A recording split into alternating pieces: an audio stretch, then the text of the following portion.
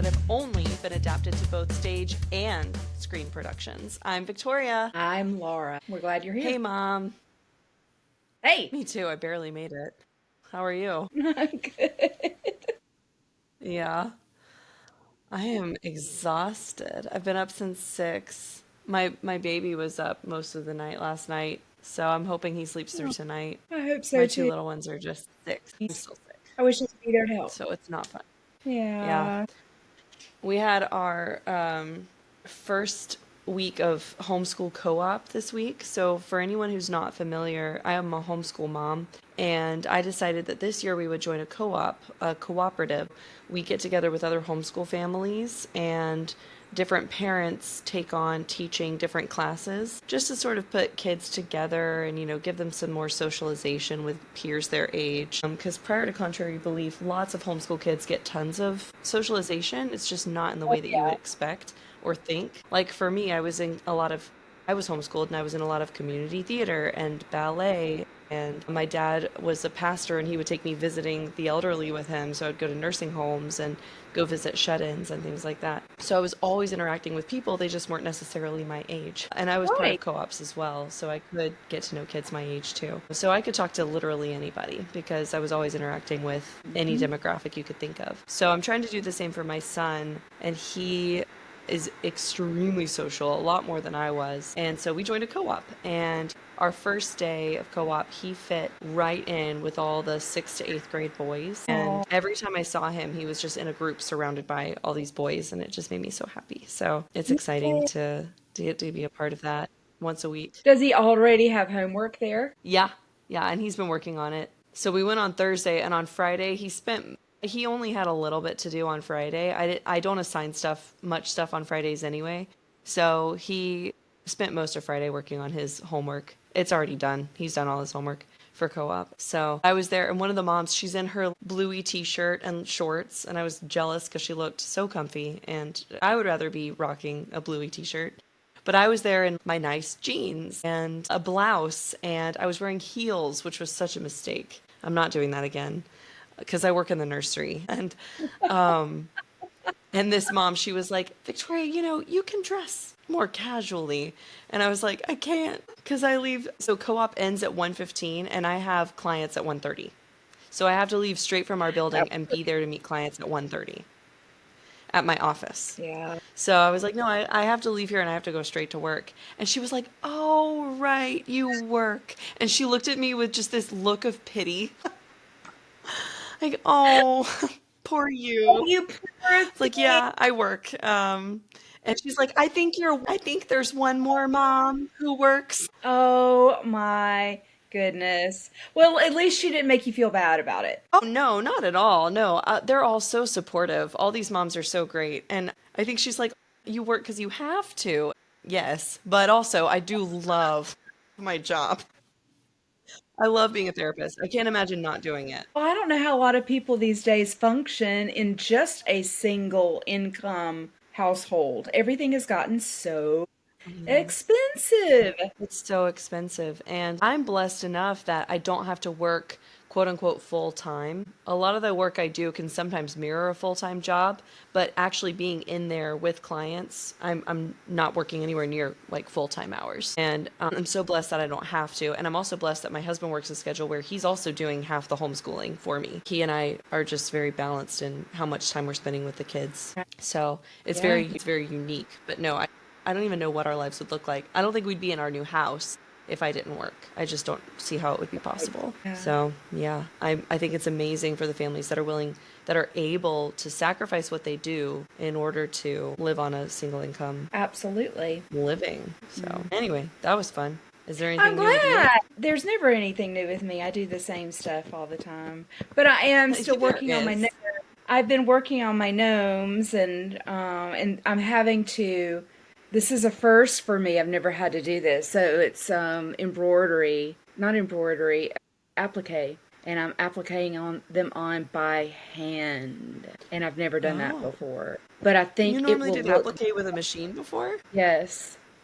And so this is the first time by hand. I had to get online and find out how to do a blanket stitch by hand. And so I'm getting quicker at it, but there are just so many layers in the little gnome, and each one's a different color for the different fabrics. And so, yeah, by hand is much easier to do than Oh, with a machine. oh, I'm surprised Yes, it's easier.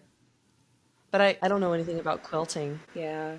So it'll be fun though, but it's definitely more challenging. But I think it's going to look the best hand appliquing it rather than machine. So when you're doing your sewing or like when you're sitting there hand appliquing your gnomes together, are you listening to anything or watching anything or do you just work in silence? I'm listening to a book. And so I've started listening to Alexander the Great. It's a I saw biography that on it. on your Fable that you started Yeah, reading that. So yes. I have to say, I love that like literally this year you finally got into audiobooks. Yes. And I'm really Only hopeful that that because means one day you're actually going to start listening to podcasts because ironically, you are not a podcast listener despite having a no, podcast. right? That's thanks to you. But yeah, I got into the audiobooks because of my traveling back and forth to Kansas, just back and forth and back and forth. And I was getting absolutely no reading done. I thought, wait a minute, I could listen to one book all the way there and then another book back. And that's what I did. Imagine that. My poor Yes. son, he loves listening to Radio Rental. If no one's heard it, it is Rainn Wilson, who was Dwight Schrute on The Office. He's the host of this podcast, Oh, yeah. but he plays a character called Terry Carnation. And this guy owns a video rental store like a Blockbuster. But you come in as the listener, as like a patron of his video rental store, and he has a special box of tapes just for you. And he'll put in a couple for every episode for you to quote unquote watch. Of course, the whole thing is just an audio podcast, so you're just listening. But it's all kind of spooky stories. They're scary and they're supposedly all true and they're just very fun. And Eli and I, my son and I, we love listening to this podcast together. And so anytime he's in the car with me, he hopes that there's a new radio rental episode, but more often than not, there's not a new one that we haven't heard. And so I'll be listening to court proceedings for whatever new trial I'm into at the time and it kills him. He hates it. He'll try to ask Well, questions. He'll be like, "Oh, what's this case? Am I familiar with it?" And I'll tell him about it. And then he's like, "This is so boring, Mom." I only subjected you to Broadway show tunes and Christian music and 80s Yes. rock. Yep. My daughter can sing. She's 2.5, and she can sing quite a bit of Into the Woods because of how much I listened to it in the car when we were rehearsing it. And she'll still run around the house. So people probably don't know that you and I did Into the Woods this summer. Summer? Spring? When was that? When did we June, do that? June, June. It was June. Okay, it was summer. And so we did that this year. And I was the baker's wife, and you were the witch. So if you're not familiar with the show, I'm sorry, I'm not catching you up to on it right now. But just know that we're like fairy tale characters. And you were the witch mom, and I was the baker's wife. And my daughter will still, if she finds something that looks anything to her like a witch's staff, she will grab it and run around the house and go, "I'm a witch! I'm a witch!" And if you're not careful, she will poke you with it and expect something to happen. Yeah, She's so she smart was very much impacted by your character. She couldn't have given a crap about mine. because Couldn't have cared you less. just looked like mommy when she It's saw just mom, me. I had just the mask baker's and wife. the hair, and I was hunched, and I had my staff. Yeah, so I Yeah, looked you made quite the completely impression on her. different. And And so she's a fan. You didn't scare her. She's like, that's what I I'm aspire to sad be. because I kept telling her, "It's still Nana. I'm Nana. This is pretend. This is a mask. See my mask." And so she got to come to see the first act of a dress rehearsal and actually a pickup. And I heard her when I came out. That's Nana. Huh? With I mean, and I'm completely unrecognizable. She knew because Yeah, she had you seen me made quite the backstage. impression. She loved you and Rapunzel. I was just mom. Been there, done that. So, what are you drinking? Anything? I always drink water. I'm drinking coffee, even though it's 9 o'clock at night. Yeah, no. I have enough problems getting to sleep in. Oh, look at your Archimedes. Yes, I have an Archimedes mug. Archimedes from The Oh, Sword and the Stone, not the philosopher. This is an owl. love, love, love. I I love have enough him. trouble getting to sleep at night. I don't need caffeine. And I have no problems falling asleep because I'm always exhausted. So I'm not too worried about Aw. this. And I'm also eating my, I have a slice of my beer bread that I made with your recipe. It's my second loaf. Yum. Ha! Dang. It's Wow, so you good. really did like it. I do, and maybe it's because I'm just proud that it's the only bread that I've ever made, and it's one of the few baked goods that I've never burned. So, Oh, as far as baker's wives go, I can't actually bake. But I was I've able to never make this, and it was very easy. I've never been the baker either. That was your daddy. Your daddy is definitely the baker, not Yes, me. my And husband can your bake. husband, What's up with that? Yeah, but but I your can't. husband cooks everything. Your husband cooks, he He does. bakes, he He's a does good it cook. all. Whereas Uh-huh. your daddy, he can bake and grill, and Hmm. he can fix Hey, eggs. he can make spaghetti, and he can make chicken and rice. Absolutely. Those things and sandwiches, but he's ready to come home and Yes. have a home cooked meal. Yeah, I cook for the most part, but if I ever was just like, honey, I can't. This is what I was planning on making, and I'm not going to be home in time, whatever. Here's where you can find the recipe. He'll have it done when I get home. And it's so nice. He doesn't need me to walk him through it. He knows cooking terms. But that's a lot thanks to his mother, who made sure he knew, my mother in law made sure he knew how to fend for himself. So, yeah, I've been working on freezer meals. So oh my gosh, I've been so busy. If I'm cooking dinner, I'm like, okay, what are some similar ingredients that I'm already going to have out that I could throw in a bag for another meal and stick in the freezer?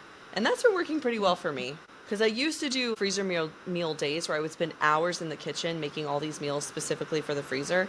And I don't feel like dedicating my time to that. So this is working Yeah, much better. And in 3 days, I've made 4 meals for the freezer. that's awesome. Yeah, that's working much better for me and a lot faster. Freezer meals are the best. I love them. Yeah. Mm-hmm. Yeah. I am trying to It's nice start. to have. I'm trying to empty my freezer and start You're getting moving rid of stuff. soon. 'Cause, Yeah. yes, the end of the year, move mode now. If some of our listeners are listening only, they won't be able to see this, but you and I are inadvertently so tuned into spooky season, we accidentally are doing Halloween colors. Did you notice that? Mine is You're in a black from, t-shirt. I'm in an orange t-shirt. and I do have red and yellow. This is my Mystic Pizza shirt. That's Mystic Pizza, right. You have a sadly, it's Mystic not a Pizza book. shirt. It's not a stage show, but it's a good movie. And you went somewhere. Isn't there an actual Mystic Pizza Mystic restaurant? Pizza. Yes, in Connecticut, in Mystic, Connecticut. And it's That's cool. wonderful. Since we've traveled all over Italy, we've had pizza all over Italy and loved the pizza there. And so when we went to Mystic, I said, okay, we have to go to Mystic Pizza. I have to try this pizza. And we got one, and I Uh-huh. thought, okay, is this going to be good? How will it compare to Italy? Of course, I think they're Sicilian, I think from Sicily. And we got the pizza. It's like, okay, it looks good. It was fantastic. It was so good. So I love Mystic Pizza in Mystic, Connecticut. Great little You've been so restaurant. many places. I think for every episode, you've had somewhere cool that you've talked about, that you visited. And I'm over here like, I'm in Kansas. Hey, when you were little, we took you as far as we could and wherever we could. I know. Yeah, it's silly because like my husband and I both love traveling and we love taking our kids places. It's just you've had more life to live and you have used it wisely That's and have it. traveled a lot of places. Yeah, yeah. My shirt is a Matilda shirt, Roald Dahl's Matilda from the Columbian Theater. It is my theater shirt because I was in a musical production of Matilda, which is the book that we're What we're watching today. talking about. That's right. Do you want to give the Woohoo! spoiler And it alert? was, I can. Beware, we will have spoilers. We will spoil everything and anything, and we won't tell you when we're going to spoil it. There will be spoilers. So we just assume everyone's read the book and everyone's seen the movie, everyone's seen the show. You may not have seen it all, but you have the gist of it if you've done one. So yes, Yeah. there will be spoilers. Always. Oh, and please just remember, like, we are not deep divers. We are not doing a whole bunch of research into the history of every single book or production that we're talking about. We're just fans. And we talk like Yeah. fans. And this is the conversation about these books and productions that you have always wanted to be a part of. This is the conversation It's where you so always wanted to give your thoughts. And it's so funny because just this week, Victoria and I started talking about something, and I went, "This is why we're doing the podcast," because it was something, it was a show or a movie or something. I said, "This is why for as long as I've had Victoria, her entire life, we've always discussed books, movies, theater." And I got that from my dad. My dad would always give me behind the scenes moments. And this is before the internet and before DVDs and all of that. And my dad always had movies. And I grew up on the old classic movies and musicals, but he would always give us backstories of different people and actors and some of his experiences with seeing some of the people when he lived in New York City for 14 years. And some of the stuff that he got to experience. So yeah, it's neat. Yes, and So at some this point is we're gonna have my to talk whole more life. about that. Yes. And so we are also the friends that you would have while watching a movie where if we're like, let's say we're watching Lord of the Rings, the part, and people, there are some people who are really going to understand what I'm saying here. The part where Aragorn in the Two Towers kicks the helmet, we're the friends who would go, did you know that Viggo Mortensen actually broke his toe when he kicked that helmet? That's us. We're those people. But he kept going. He kept acting, and it was so real, and so it just fit everything. They kept it in the movie. Yeah. That's a widely known reference on the internet. That's why I knew there are people who've never seen Lord of the Rings who know that reference. That's why I used it.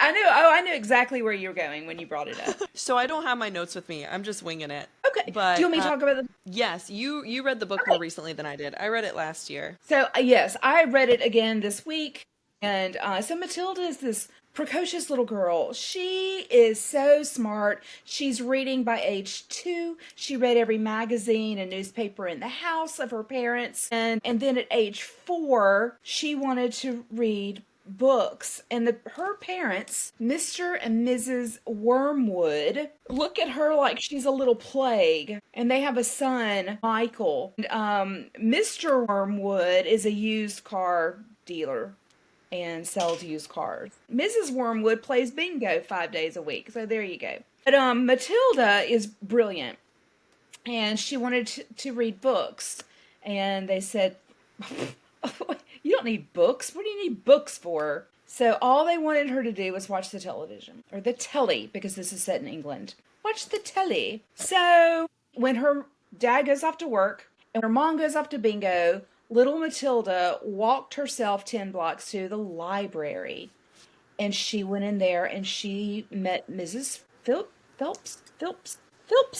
Phelps, Mrs. Phelps, the librarian, and developed a friendship with Mrs. Phelps. She read through every children's book, but she would walk there back and forth every day. And so finally, Matilda says, "I've read all of the children's books." Okay, she's 4.5. "I've read all the children's books. Is there anything else I can read?" And Mrs. Phelps knows she's a very special child. Says, "You know, you can get a library card and check out books, and you could take more than one home." And Matilda gets very excited. So now she takes a little wagon. She only has to go 1 day a week to the library. And so she does. So anyway, she has this love of books. She's reading Dickens and Shakespeare and you name it, she's reading it. And so we see that Matilda understands that her dad is a crook and a cheat, and she doesn't like that and feels like he should get in trouble for it. So she decides that if people can get in trouble, can be punished, because that's what her dad said, not children. He used the word people. She thought, well, if people can, I'm going to punish. In the book, the first thing she does, she puts super glue in the dad's hat. So when he puts it on, it sticks to his head and he can't get it off. She gets some peroxide. He's got a hair oil that he puts in his hair every day. She puts it in that oil, and so his hair ends up being yellow, orange, and he just can't figure out how on earth this happened. And then another punishment, she has a neighbor friend who has a parrot that can talk, and she borrows her friend's parrot and stuffs it up the chimney so the parents can't see it. And the parrot says, "Didn't write down what he says." No. He says, hello, hello, hello, and rattle my bones in a spooky voice. Rattle my. Okay, yeah. And she uses Hello. it to stage a haunting. Yes. And so she's in on it. They're eating at the dinner table and they can hear this parrot. They don't know it's a parrot. She knows. She's like, what is that? It sounds like it's coming in here. They're looking everywhere and they just feel like there's a ghost in the house. So that was good. I really enjoyed the parrot. I thought that was very cute. So then there's another lady. They finally allow her to go to school. She's 5.5 years old. And Mrs. Trunchbull is the principal or the head mistress of the school. And the dad sold her a used car. So she's hoping that it's going to be a good car. And she's pretty bad. She gaslights Miss Honey. She's evil to the children. She's brutal and always gaslighting Miss Honey, and I can't stand that. Miss Honey is Matilda's teacher, and she sees the brilliance of Matilda when it comes to the times tables. Matilda can multiply large numbers in her head just like that, like a calculator. And then of course her reading. She just reads all the time. So Miss Honey sees just how smart she is. Well, there comes a day where Miss Trunchbull comes every Thursday to their little class at 2, and she always requires water. And there's this little girl called Lavender. She's I adorable. love lavender. And so the kids outside had found a newt, and they decided to put this newt into the water jug that Miss Trunchbull would drink from. But she doesn't drink the water with the newt in the book. So that was different. I saw the movie as well this week. They did scare her with this newt. She thought it was a snake. She thought it was an alligator, all this stuff. And of course, she blames everybody else and blames Matilda. Matilda sits there focusing and makes the glass topple. And so it topples over and the newt lands on Miss Trunchbull. But she's Makes like, the I water didn't do it. topple I will go. topple how? Yeah. Oh, with her mind. With her mind. So telekinetically. Yes. She looked at it. And it's cute because it talks about how Matilda feels, she feels her eyes get really hot and just has all of this power and stuff. And then, boom, it made the glass move. Miss Honey, we find out, her dad was a doctor. Her mom died when she was just 2. And so her dad invited her mother's unmarried sister to live with them and help care for Miss Honey. Well, then her daddy died when she was 5. And so now the aunt is taking care of Miss Honey. And we finally learn that this aunt is Miss Trunchbull. And she has been very mean to Miss Honey as well. Makes her pay for everything, requires her whole income. She's given £10 a month or a week to live on, not much. And she makes do. She found a little place she could rent for really inexpensive, but she has nothing. She has no furniture. She doesn't even have indoor plumbing. She has nothing, just this little cottage. And so at the end of the book, Matilda says to Miss Honey, "What did people call your father?" And his name was Magnus. And what did he call Miss Trunchbull? Well, her name, Agatha. And then she said, "What did they call you?" She said, "Oh, well, Jenny." Her name is Jennifer Honey. And her daddy, her aunt, they call her Jenny. And so Matilda said, "Don't worry about it. I'll take care of this." And Miss Honey's, "What are you going to do?" So, because Miss Trunchbull took the house, no one ever found a will. It was all assumed that everything would go to the aunt, all of this stuff. So, next day at school, the next time Miss Trunchbull comes to their class, she is on a whirlwind and she is being very mean to kids and everything. Well, a kid says, "Look at the chalk." And the chalk is writing by itself on the chalkboard. And it says, "Agatha, this is," what's his name? Magnus. Magnus. Agatha, this is Magnus. Give Jenny her house back and her pay, or I will do to you what you did to me, or something like that. And it terrifies Miss Trunchbull. And all we know is She never came back to school. She packed up the house. All of a sudden, lo and behold, the will shows up and Miss Honey is supposed to get the house. But then we have Mr. and Mrs. Wormwood, and they decide that they are going to leave. They're moving away, and come to find out, Mr. Wormwood's about to be caught because he is a cheat and he sells bad cars. So they're ready to move. Well, of course, Matilda doesn't want to go with them, and Miss Honey says, I'll take care of her. I will take good care of her. And they're like, okay, whatever. So they leave her with Miss Honey. But I do find it a shame in the book, the Wormwoods are never caught. I never have a sense of justice with them, like that they were caught and they're going to get in trouble. But hopefully wherever they move to, they get in trouble. But they are horrible, horrible parents. Horrible. So that's the book in a nutshell. Yep, and Miss Honey and Matilda live together, and Matilda never uses her telekinetic powers again. That's right. And in the book, she tried, but she didn't have them anymore. They weren't needed anymore.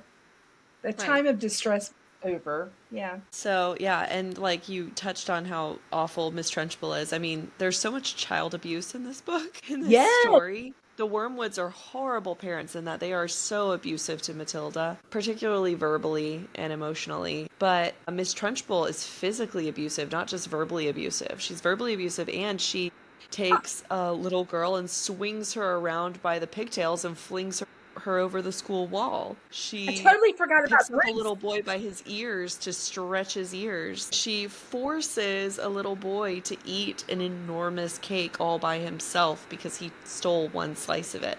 It's horrible, the abuse that these children go through. Yeah, it's amazing that we can play it off as a children's story. Roald did not play. He No. wrote some very serious things in his books. And we can talk about Roald others Dahl later.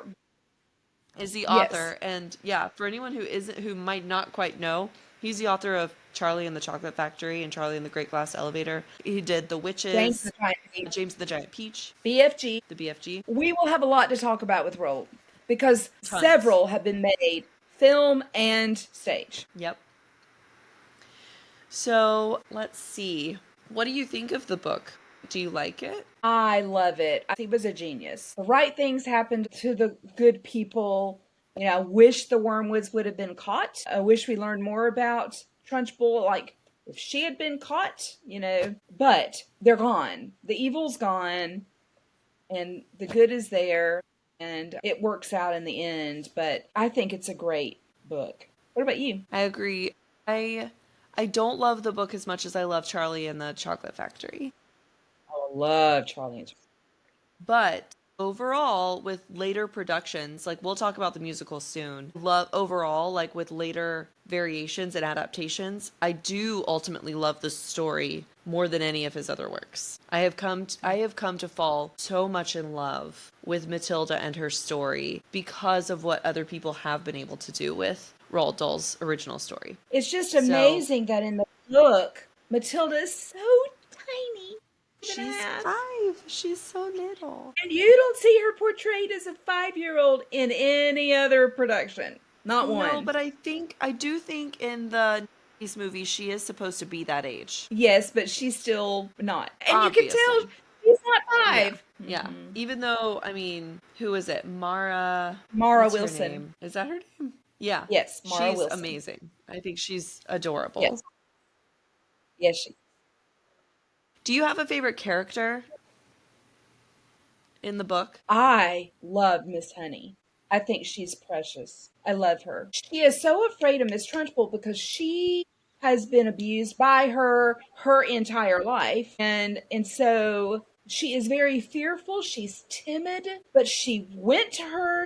She tries to stand up for the kids. She tries to stand up for Matilda, and she tried, but she is timid, but it worked out in the end. But I love her. I think she's precious. I thought it was really interesting that the way the book describes her, Miss Honey is very kind and is obviously so. However, it was rare for her to smile. So that anytime she did smile, it was sort of a surprise because it was very rare rare for her to do so. And I thought that was interesting that she's kind, Yeah. but she's not happy. And it's no wonder. It Uh, said a lot when she had Matilda over to her little cottage for tea, and there was no furniture.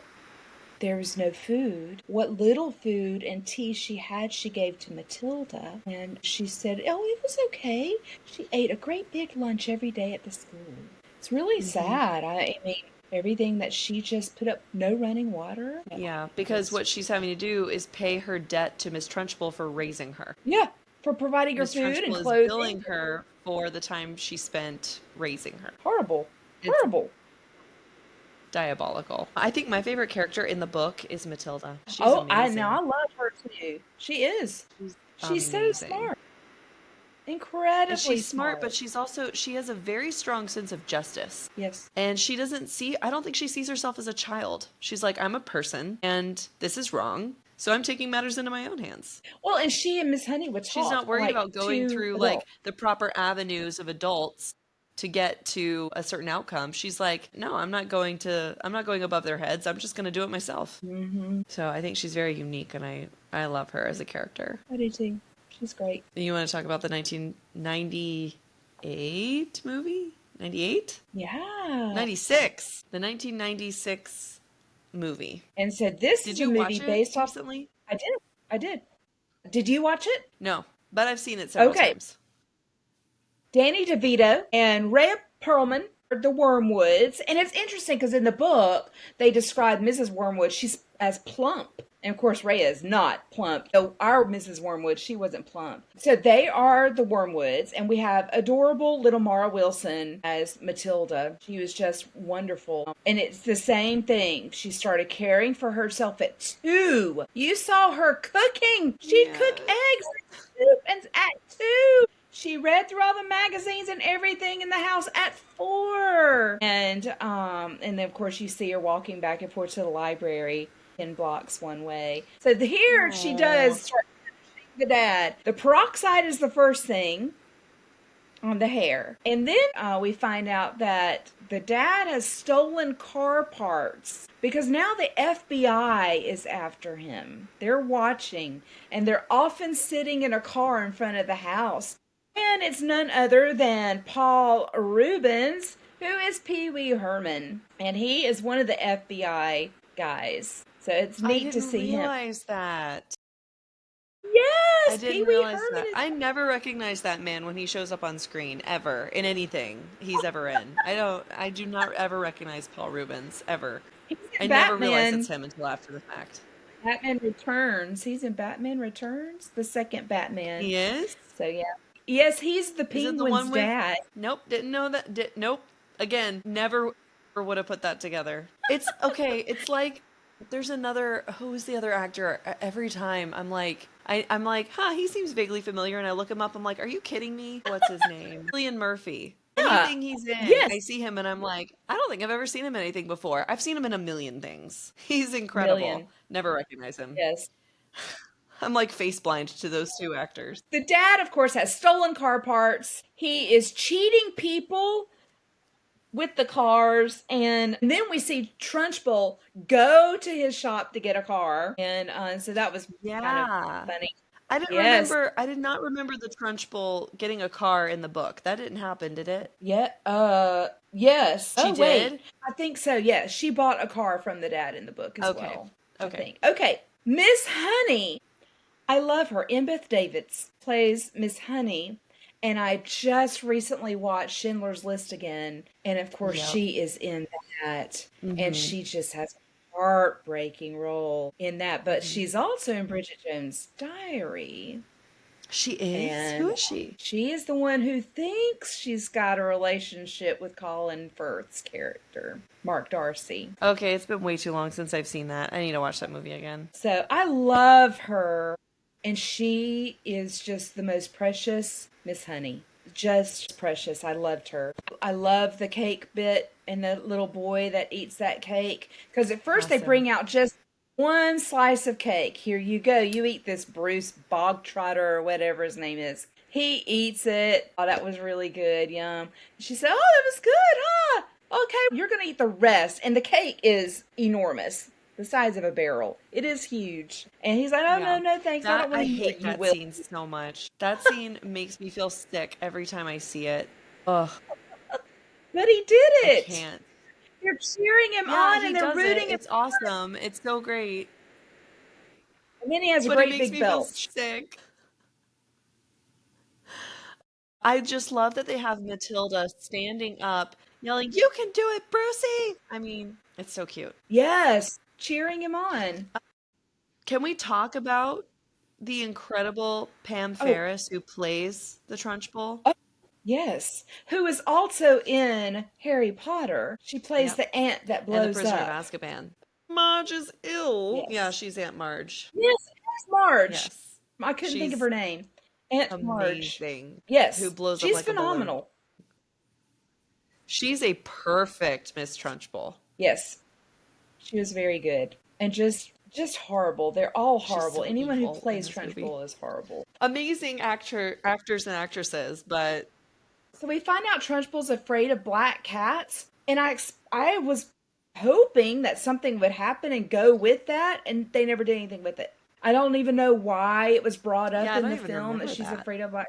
Maybe to show that she was afraid of something, that she did have fears, maybe. So what's different in the movie? Matilda and Honey in their talks, Miss Honey says that her dad had given her a doll and it was still at the house. And so Matilda's like, let's go get that doll. And they go into the Oh, the house when she's creepiest doll of gone. all time. I thought it was a creepy doll too, but there you go. But that was crazy. The whole house thing and how they did finally escape and get out of the house when Miss Trunchbull came back because the car she bought from Mr. Wormwood died and she had to push it back. You know, But there's something you haven't mentioned, Mom. You haven't talked about the what? Chokey. It wasn't in the book. So the That's Chokey wasn't in the book. right. Do you want to talk They about it? didn't, wait, it's not even Yeah. mentioned in the book? No, My goodness. That's surprising. not that I remember. I thought it was like, Maybe I'm it's completely mistaken. mentioned. The Chokey is mentioned in the book. Okay, so it's Because I just do remember mentioned. it being Okay. mentioned. But I don't think it's featured as prominently as in the movie or the musical. So see, it went right over. I didn't even think about it. Yeah. Nothing, no kid ever went in it. Nothing. Do you want to talk about the Chokey? Well, I remember it really disturbed me as a kid. There were, it's funny because see, I Yes. have been like, I've been watching the 90s movie since I was little, and there are a few things that I know stood out to me when I was very young. And one of them was the fact that they just left newborn baby Matilda freshly home from the hospital in the car when they got to the house. Like the parents drive home from the hospital and they just leave Matilda in the car as a baby. And that really stood out to me as a kid. And also, the Chokey freaked me out. Yeah. The Chokey is scary.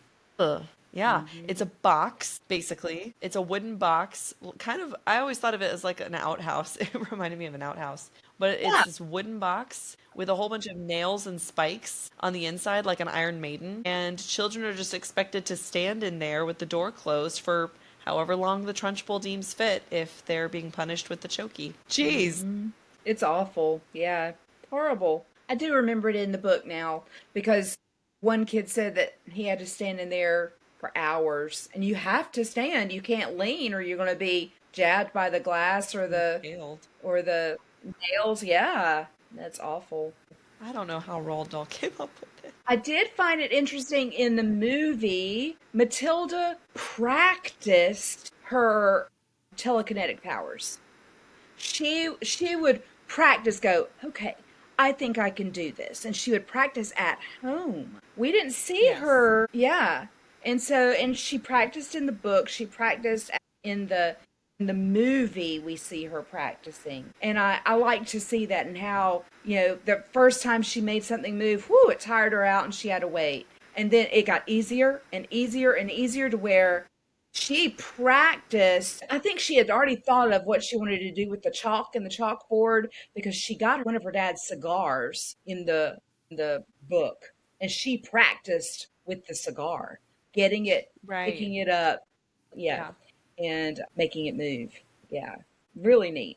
I like seeing the Yeah. practicing. And then At the end of the story, once they've run off the Trunchbull and everything, what happens to the Wormwoods? Well, in the movie, the FBI had been coming after them, and because they found he would put sawdust in the cars and all kinds of crazy stuff. And that's in the book too. But I guess they decide they've got to run away. And lo and behold, somehow Miss Honey and Matilda have an adoption paper. Let her adopt me. Okay. And they signed the paper. Now I don't know where Yeah, the Matilda paper is is. just like walking around everywhere with random adoption papers, just in case. Yeah. So she Oh, ends up being I wish it adopted. was that easy. Well, maybe I don't. Yeah. And Miss Trunchbull, what happens to Miss Trunchbull in the movie? I think she just disappears. She's never Yeah, heard from I again. think same in the book, just disappears. Yeah. Once the will shows up and Miss Honey gets Yeah. the I house, have a little you bit of never see the tidbit. Trunchbull again. That's right. That's right. So this is a little bit of tidbit. Mara Wilson, her mom died during the filming of Matilda, her real mom. And the movie is actually dedicated to Susie Wilson, who was her mother. And what I heard was that Danny DeVito and Rhea Perlman were just lovely with her. They acted like mom and dad to her and really comforted her and took her under their wing, which is very kind. So I think everyone was Hmm. very kind during that time, and because I can't even imagine, Mara going Yeah. through that as this little girl on the set. And still doing it. Still doing the movie. Yeah. Yeah. And then shortly after, she quit acting. She had done Mrs. Yeah. I don't think Doubtfire. I think she did a couple things, but she quit acting shortly after Matilda and hasn't. I remake don't think of she's acted since. the remake of Miracle on 34th. She did that. Yeah. So, Yeah. yeah, she did a lot of things as a child, and I think she probably Yeah. would have been on track to be one of the most successful. She was a very successful child actress, but I think she would have gone very, very far if she'd kept with it, and she didn't want to. So, good for her for getting out of the industry before it ruined her Yeah. Yeah. Absolutely. because she got out. And okay, so in the movie, am I remembering this wrong? But doesn't Matilda like blow up her parents' TV with her telekinesis? Yes. Okay. Yes. She does. I And they're like, love that. what happened? Yes. And of course they have no idea she did it. Yes. She Right. sure does. But they're She making gets her so watch it. She doesn't want to watch it. So she watch explodes the TV TV. all the time. Yes. And she would tell them, about the men sitting in front of the house. They're the police. And they always thought she Yes, was the just FBI. where are you getting this from? And every time they're the police. She actually So helps her funny. parents in the end. The police are in the garage. They're going to start snooping. And she is making boxes move with her mind back and forth and back and forth. And so basically, she ends up saving her parents from being caught by the FBI. Yep. Yeah. Oh, Matilda. So I No. have to say, the 96 movie was never one of my favorites. I have had so many friends and people of my generation who adore this movie and grew up with it like I did and just love it. It's one of their favorites. They love to revisit it. It was never like that for me. I can't tell you Me why. either. Honestly, I think it might be solely for the cake scene that made me so sick every Oh, time I watched it. that But is funny. it just wasn't that film. I like it. I think it's a good Yeah. adaptation of Roald Dahl's story. I think the acting, the performances are amazing. I think it's cast superbly. Honestly, like it's great. I think it's true to the source material. It's a great Oh, adaptation. yeah. It just doesn't Mhm. hold that place for me like it does for so many others. And I can't really It tell you didn't me why. either. Yeah, it didn't me either. So are we ready to talk about the musical? Sure. And So do you this want to is a talk about musical and it's been adapted to a Netflix screen? movie. So it's another film and it's also a stage musical that was on Broadway. Let me look. Do you know when the musical was on Broadway? Oh, before the Netflix one. Yeah. Was that your answer? Yes, that's my answer. It opened on Broadway in 2013. So I think about 10 years before the Netflix movie was made. Let's see, the Netflix movie came out in 2022. Yeah, so almost 10 years later. So what I like about like immediately right off the bat with the musical is it is set in England like the book. Hmm. And the movie was set in America. somewhere. Yeah. I don't know if we said that. The movie was set in America, and the only British person was the Trunchbull for whatever reason. But she was awesome. Yeah, we don't have Danny DeVito walking around with an English accent. Well, one of the best things is the way the musical begins, and that stage and the movie, and it starts with the birth of Matilda. She's going to be born, but it is the song. And there's a little bit that happens before she's born, but you are in the hospital, you see this doctor. It is so pro-life. Every child is a miracle. Every baby is a miracle. And all the children are singing, I am a miracle. I love that song. Yeah, I love that song too. One, it gets stuck in your head. It's very catchy. And it also has just all the like the cliche of every parent looking at their child and going, "My child is a genius. My child is going to be the most successful person ever. There has never been a person better than my child." Just the pride that every parent has, and it's contrasted so starkly with the Wormwoods, who throughout the song, as we're hearing all these parents who are so proud of their children, and these children who are growing up thinking, I'm a miracle, we have the Wormwoods who are like, no, I'm not having a baby, and I don't want to, I'm not interested. But it's happening. Yeah, had no idea she was pregnant. So So Mrs. Wormwood dances, and she's supposed to be going off for a dance competition. in the stage version, yeah. So one thing that should be noted though is that while all these children, so in the stage version, if you were to see it on Broadway, the way it's directed, all the children who are singing about what miracles they are behaving horribly. They have terribly bad behavior. They're spoiled. They're just acting out. They're wild. And that's the humor behind the song, is that they're saying, my mommy says I'm a miracle, and they're like beating each other up. And there's like there's a character who's dressed as like a party clown, and he is hating his life. He's an adult at a child's birthday party, and he's like, oh yeah, all these kids are just such miracles. They're so great. And he's hating everything. So that's part of the humor. Just depending on how you direct the show or what production you go to, you may or may not see that. And I think it's very funny. We did not take that route with our version when I did it, but I do think it's very funny in the Broadway version. I love it. My goodness, I'm a miracle. I can remember it, and I wasn't in it. Yes, it's Yeah. it's once you've heard it, it's stuck in your head forever. And so yeah, we have the birth of Matilda. And then the song ends with, you've got this amazing, like the whole ensemble practically is all singing this song. And then it all quiets down because then you're left with just Matilda. 5 years later, or roughly thereabout, 5 to 10 years later, however old she's supposed to be. And she's singing, basically, I can't remember the exact words, but like, my mommy says I'm a lousy little worm. Yeah. My daddy says I'm a bore. Things like that. Yeah. She says, my mommy says I'm a good reason for population control or something like that. I'm a good example for population control. Oh, it's horrible. And these are the messages she's been receiving since the day she was born because her parents And did not want her. the dad is so disappointed that she's not a boy. Yeah, And he all wanted the a time son. she's growing up, he calls her a boy.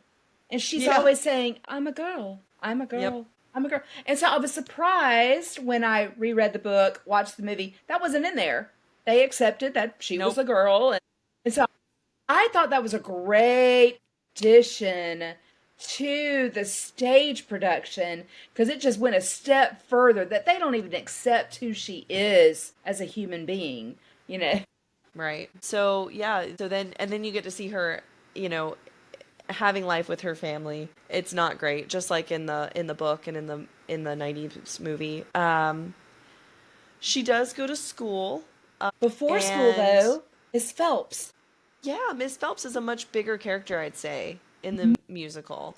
Totally different. Yes. So talk about Miss Yes. Phelps. Yeah, so she's a librarian, like in the book. She wasn't even in the 90s movie, was she? Or barely. Yes, she was just at the library. She was an old lady at the Right. library, but that's it.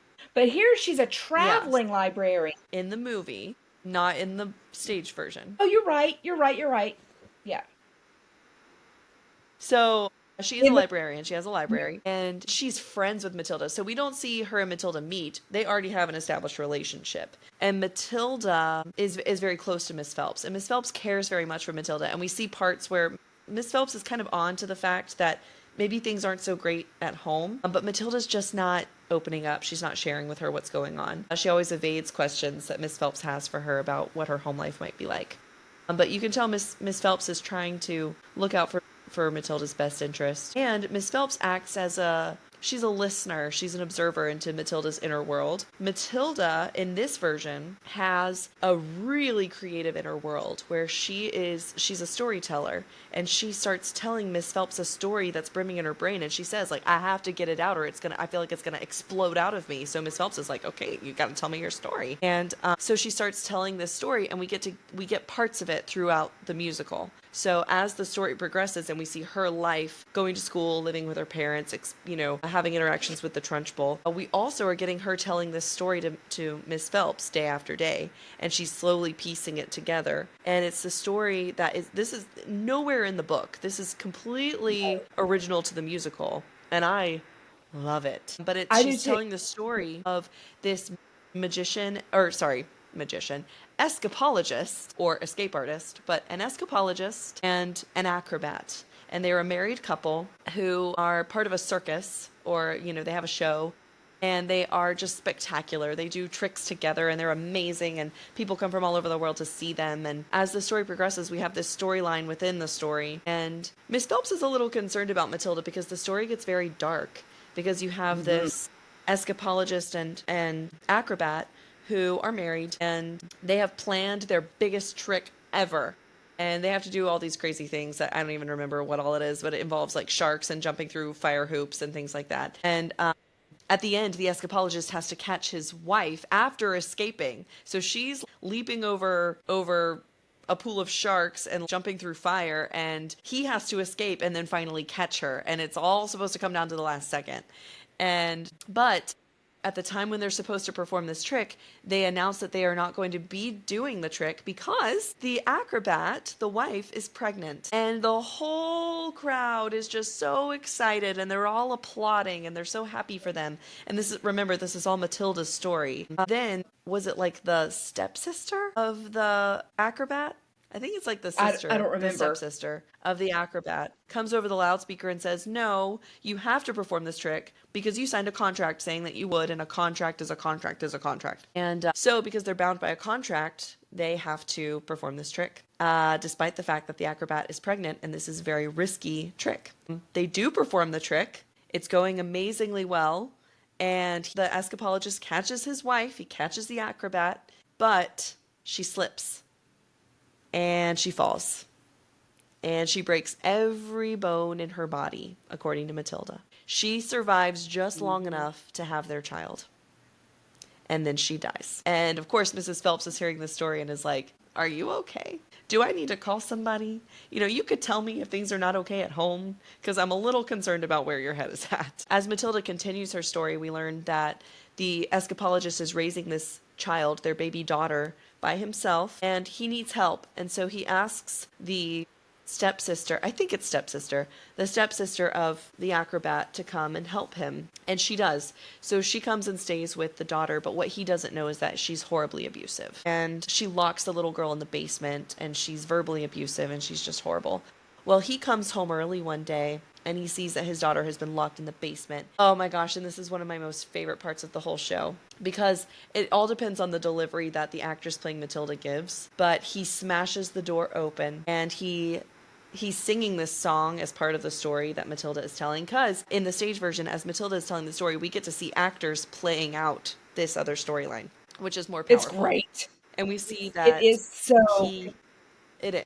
So he comes in and he finds his daughter, and he apologizes to her, and he says he's here and he's never going to leave her again, and he's so sorry that he wasn't there for her and that he allowed her to be hurt and that he hurt her. And I'm going to just jump in here and just say that in the movie version, they did this amazing thing where, and I don't know how they do it on Broadway, I don't know how they did it in the original production, but they switched out the actress playing the little girl, the escapologist's daughter, and they put Matilda in this part instead. And you have this man who's a very loving father coming in and looking at Matilda herself and apologizing to her and hugging her. The first time I watched it, I was very newly postpartum. I had just had my daughter, and I was bawling my eyes out. You were there when we watched it. I was bawling. It just killed me. I thought that was really powerful because Matilda doesn't have that. She doesn't know what it is to have loving parents. She sees it. She can see kids who have loving parents. She doesn't know what it's like to be loved unconditionally. And I feel like it hits so much harder with this one,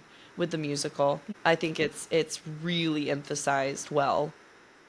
It is so good. So, what we come to learn, like the big surprise and spoiler of the whole thing, is that the escapologist and the acrobat were real people, and Matilda did not know this. She thought she was telling a story that she thought up herself, but what she was doing was she was actually. So it's interesting to me because I don't know if I ever saw her as thinking this up. To me, it was almost like her incredible brain could look into someone and know their history. And so it's coming out because she would always stop. Well, I don't know what happens next. And so I don't know. It was almost like the more time she spent with someone, it came into her mind. She understood and she learned. I don't know. It's kind of like the telekinetic thing, you know, maybe a little telepathy as well. Yeah. Well, I mean, the point is that she thinks she's coming up with it, though. That's the point I was making. Is that she doesn't know that this isn't something she's thought up herself. Because she has Right. no idea it's connected to someone she knows or that it's a true story. Okay. Okay. I can see that. She doesn't Yeah. realize that. But what Right. I did notice, and I didn't notice this in this. No, I did. I noticed this in the stage version when I was doing it. She comes up with different parts of the stories after every interaction with Miss Honey. Anytime she has an interaction with Miss Honey, she thinks up the next part of the story. The next part of the story Right. comes to her, and she's able to tell Mrs. Phelps because the story is Miss Honey's story, and her father and mother were the escapologist and the acrobat, and her mother died after giving birth to her, and her father unfortunately died soon after, or a few years later, because shortly after he comes home and rescues her from her aunt, he runs out to make things right, to make sure she'll never be hurt again, and unfortunately dies in, I think it's suggested that it was like a car accident or something. All we know is that he never comes back. And the horrible aunt is Miss Trunchbull, just like in the book. So it's devastating. It's so sad. You cried. And it's very I different. cried. That part is very different. Oh, yeah. It was very hard. So I played Miss Honey in the stage version at our Oh, community theater. And it was very hard the first few times performing the song that I have where it's revealed who she is and that it's her story. It was very hard not to cry. I choked up a few times. Especially the way our director handled the scene. It was devastating. They had me face the actor who plays the escapologist. He comes back on while I'm singing my song, and there's a little part where our songs overlap. And I thought like maybe he would be, sort of standing upstage behind me or something like that, and it would be clear like, oh, that's, she's his daughter. No, no, no. Our director was ruthless and decided to have us like full on face each other downstage and walk toward each other singing our overlapping parts. And then I they can had picture. him, yeah, they had him put his scarf on me and kiss me on the forehead and then leave. The amount of times I almost cried. I couldn't look at Dan, who was playing the escapologist. I couldn't look him in the eye. I had to look past him because it would kill me every time. Hey, so editing Victoria popping in real quick just to let our listeners know that we are now about to play just a very brief clip from when I did Matilda and I played Miss Honey, uh, acting out the very last scene, the last bit of the scene that Mom and I were just talking about. So if you are on our YouTube page, you can see this very brief clip. But if you're just listening, what you're the very poor audio that you're about to hear is was recorded on a phone. So just be aware that it is not the same quality of audio that you're hearing from the regular podcast. But I just wanted to give a brief little blip in here to let you guys know why suddenly the sound is so different and what it is that viewers are able to see that you are not if you're just listening. So thank you. This is my house. This is my house. It isn't much, but it is enough. And it's hard to make it before you.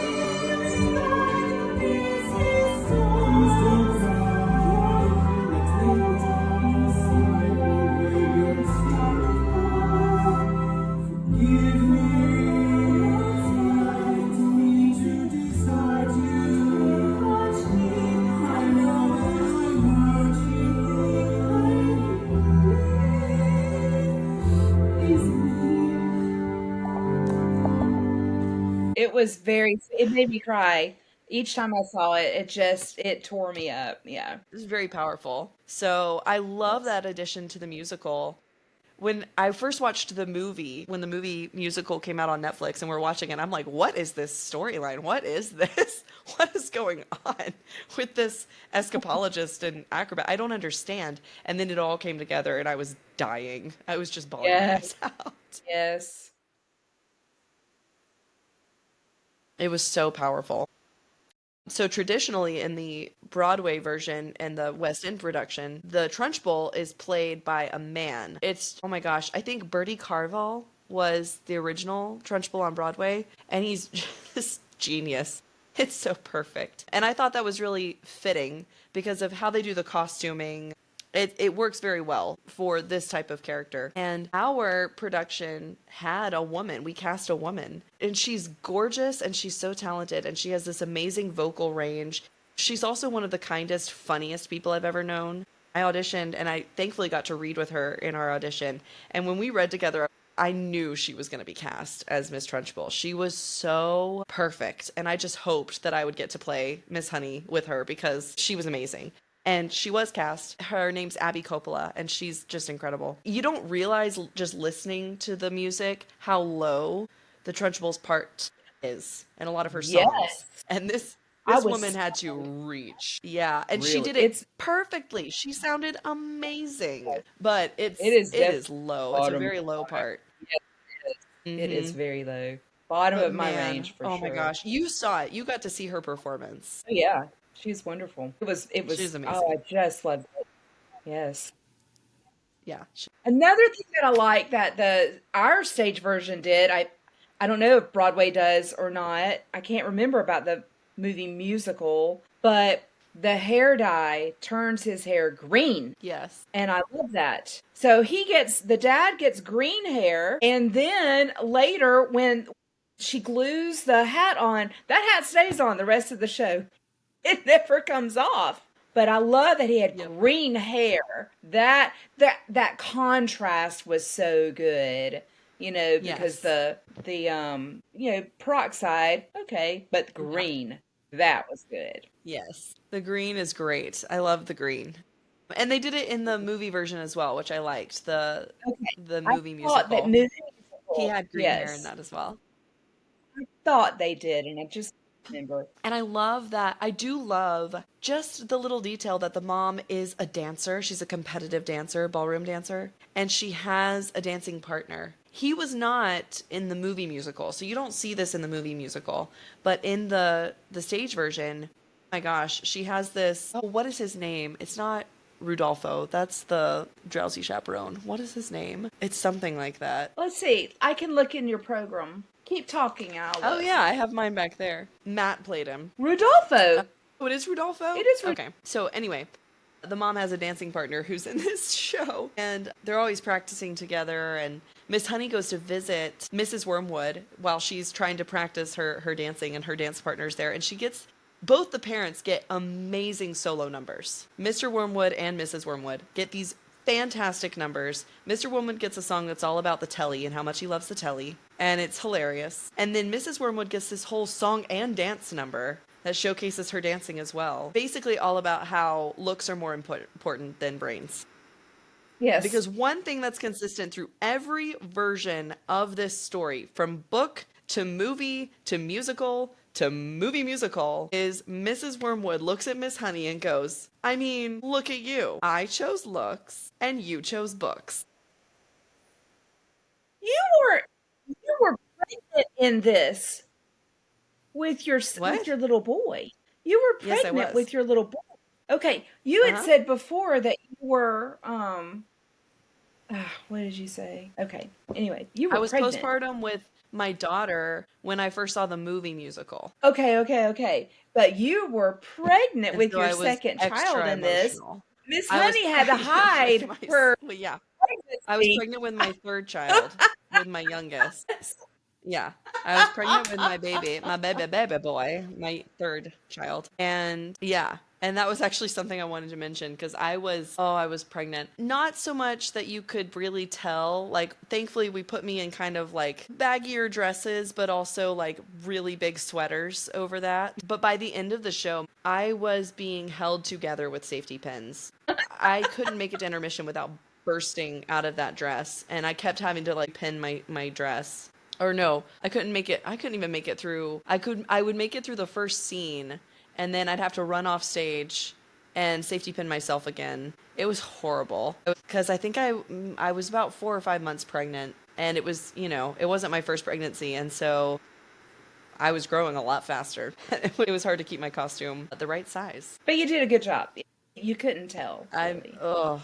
squeaked by. So tell me about what happens with the Wormwoods at the end of the musical. So what I love about this story is that the Wormwoods are chased by the mafia, by the Russian mafia, because Mr. Wormwood got like some major contract with them, but because he cheated them, they're on him now. So they are hunting him down. So by the end, after the Trunchbull's been run off and everything, after the whole chalk thing, the Russian mafia hunts down the Wormwoods, and the Wormwoods are trying to make an escape. They're trying to flee to some other country.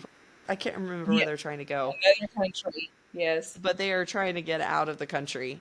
And they're stopped by the library where Matilda and Miss Honey are hanging out with Mrs. Phelps because they want to take her with them. And Matilda is devastated. She doesn't want to leave. She, has finally found people that accept her. And the mafia comes in. They have discovered Mr. Wormwood. There's this whole funny scene with them. They have a song. I mean, it's wild. And Matilda has the opportunity to either just let them quietly take her dad out of the picture or to stand up and say something. And she stands up and defends her parents because, of course, she speaks fluent Russian. Of course. So she's able to speak to the Russian mafia. I thought that And they're very little impressed with ending is her. So they leave her parents with a very strong threat, but they let them go. Her parents, like, they still want to book it out of there. They don't want to be anywhere in the vicinity. Her parents, and Rudolfo, I should say, because he's going with them, of course. And her brother Michael, who is in the show. But she doesn't want to go. And so Miss Honey steps forward and says, "Let her stay with me." And her dad finally acknowledges that she's his daughter for the first time in the whole show. a girl. But they do agree that because it's what Matilda wants, she can stay with Miss Honey. And Miss Honey, assures them that she'll pay for everything and they don't have to worry about providing for her anymore. And they're amenable to that. So, the music in the show is incredible. Tim Minchin, the more I listened to the music and the lyrics, because he did both, he composed the music and the lyrics, the more I appreciated it. It is really good. It's really special. It is. And he understood the assignment. And there are so many good songs. I loved every minute of it, and it was so much fun getting to see. Do you think you'd want to play Miss Honey again, or would you want to play another character? I would play Miss Honey again in a heartbeat. I wouldn't want to play anybody else. And I I'm think too old it's also for Honey. because I feel like her character's more enriched in the musical. She's more fleshed out. And Yes. there was more to do with her. That I really loved playing her. And oh my gosh, so much. So much. Plus, I'm just a Miss Honey type. Like, you can't see me as Mrs. Wormwood. I can't dance like Lauren can, who played Mrs. Wormwood in our show. And I am not a Trunchbull type. I don't have that in me, I don't think. So I would want to be Miss Honey again. If I Who ever would you got the play? chance, Trunchbull's the only one I could play. So I don't know. If Emma Thompson can play Trunchbull, you can play Trunchbull. Yeah, but I wouldn't want to. Like, it could be Okay. fun, but I just don't think I'd She want to. she would be a lot of fun. So I would like to play her. I'm too old for Miss Honey because that's who I would love to play. But I'll take Trunchbull. That would be a lot of fun if I had the range. I don't know if I have it. I don't know if I It's can deep. sing that low. It's low. Yeah, Yeah, it's really it's low. a deep part. But man, the kids in the show have to be so talented, and we were so lucky with our cast because our kids were so good. And I think what went viral from the movie musical was the song "Revolting Children" because the choreography in the movie was so good, and all the kids and their talent and their Excellent. harmonies, just amazing, so good. And that song is so much fun. I love "Revolting Children." I can where picture they're that standing up girl with her to Miss cast. Trunchbull. Yes. Oh, Hortensia? Yes, I love her. Hortensia. Hmm. And I also So love the like the movie song mu that the older kids sing to scare the little yeah, kids about it's basically the ABCs, but it's their welcome into the school. And if you're paying attention, they're going through the whole yeah. alphabet and they do it over and over, but you don't notice if you're not Love it. watching the movie, you probably don't notice it. It's the lyrics are so good, so smart. So, my favorite song in the musical that Tim Minchin wrote is Quiet. And it's just a song that Matilda sings. It's shortly after the Trunchbull drinks the water with the newt in it and is Hmm. freaking out. Like, she's just abused a little girl. She stretched her ears out. One of my favorite scenes. Well, it's supposed to be a little boy. Sorry, little girl, because we had a little girl in our production. But she is raining hellfire down on the kids. And Matilda sings this song called Quiet because everything freezes and the lyrics are building up. She's singing very rapidly. She is sort of, it's this inner monologue of what's happening inside her as anytime people are angry and she's experiencing wrath from people, especially grown-ups where she feels powerless. She talks about how she finally goes to this place where everything is and the music just stops, everything goes quiet. And she sings about what this place is like in her head where everything is quiet and how it feels. As a therapist, I love this song because it really accurately depicts what certain types of dissociation look like and the way that our brain will try to Mm. protect us when we're afraid or when we're experiencing trauma. This song is such an amazing example of what that looks like. And I can listen to that song over and over and over and I don't get tired of it. I just love that song. That's awesome. Yeah, you have a different perspective at being a therapist, and so it's always good to hear. I can't wait for another podcast we're going to do. Hear your take as a therapist. But so for the movie musical, A we different know that episode? Emma Thompson was trying. I wonder what we're talking Yeah, one of our different episodes. Yeah. So about. Hmm. dun dun dun dun. I had to pull it out. Emma.